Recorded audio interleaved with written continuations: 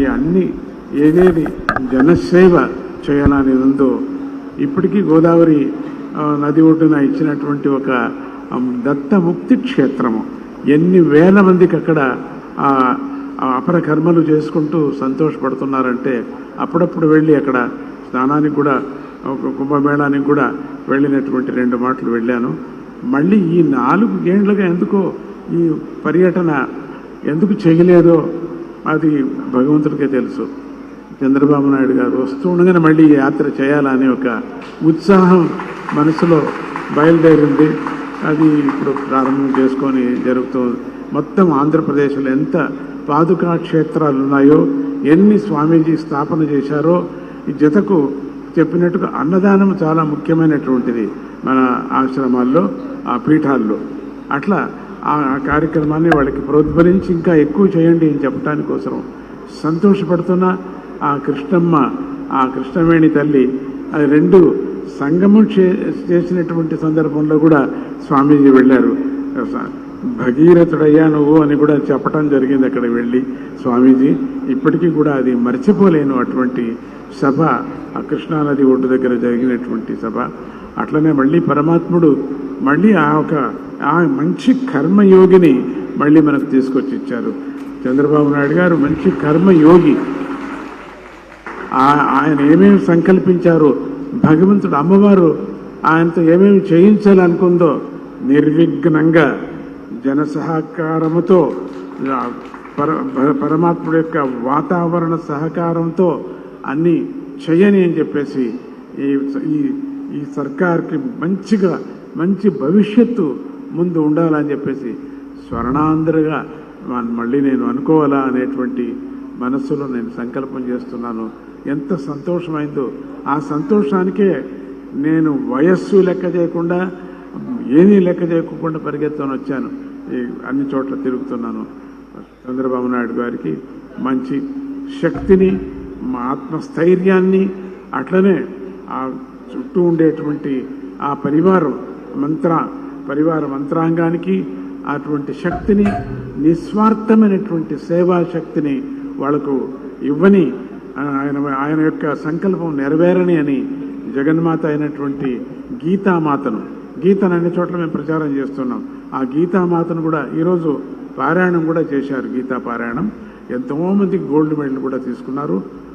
అటువంటి పారాయణం చేసి గీతామాతకు, అట్లనే మరగత రాజరాజేశ్వరి అమ్మవారికి కూడా నేను వేడుకుంటూ సక్సెస్ కానీ, ఆయన యొక్క విచారాన్ని దిగ్విజయం కానీ అని చెప్పి ఆశీర్వాదం చేస్తూ, ఆయన మంత్రాంగానికి, ఆయన యొక్క సర్కారానికి ఈ గవర్నమెంట్ మంచి గవర్నమెంట్గా మనకు ఉండని, స్వర్ణాన్ని మనం చూసేటువంటి యోగం మనకు కలగని. అంటే బంగారు అంటే లక్ష్మి, లక్ష్మి అంటే సుఖం, శాంతి అని అర్థం.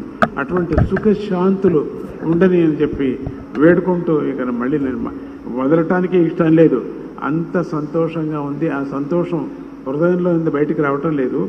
అట్లా ఆ సంతోషాన్ని వ్యక్తం చేస్తూ ఆయనకు మంచిది కానీ అని చెప్తూ ఈరోజు చిన్న ఒక కార్యక్రమాన్ని కూడా ఇక్కడ చేయటానికి వచ్చారు. ఎన్నో 2-3 మాటలు అయింది ఇక్కడికి వచ్చారు. ఎన్టీ రామారావు కూడా ఇక్కడికి వచ్చారు. మొదట్లో ఈ యజ్ఞశాలను ప్రారంభం చేసింది ఆయన. క్షిప్ర గణపతి యజ్ఞశాల ప్రారంభం చేశారు. అవన్నీ నేను జ్ఞాపకం చేసుకుంటున్నాను. అట్లా అంటూ ఆ విధంగా ఒక ఫ్యామిలీ మెంబర్గా నా మనసులో ఉంది. కానీ ఏదో మినిస్టర్ చంద్రబాబు నాయుడు అట్లా ఆ విధంగా నాకు లేనే లేదు. ఒక ఫ్యామిలీ మెంబర్గా నేను ప్రార్థన చేస్తున్నాను అని చెప్పి, మా ఫ్యామిలీ మెంబర్కి బాగా కానీ అభివృద్ధి కానీ అని చెప్పి, ఆయన అనుకున్నదంతా బాగా జరగని, ప్రజలందరూ క్షేమంగా ఉండని అని చెప్తూ, కొంచెం తక్షణమే అయ్యలేదు కదా. రాముడు రాజ్యానికి వచ్చాడు. రామరాజ్యానికి వచ్చిన తర్వాత మీరు చూడండి రామాయణంలో, ఆయన రాజ్యానికి వచ్చిన తర్వాత 5 ఏళ్ళు అయింది. మళ్ళీ అభివృద్ధి కావాలంటే ఇమ్మీడియట్గా అందరినీ ఆకాశానికి తక్షణం పెండాలు వేయలేం కదా. ఇమ్మీడియట్గా కావాలంటే ఎక్కడవుతుంది మనకు? అవుతుంది, సమయం కావాలి కదా.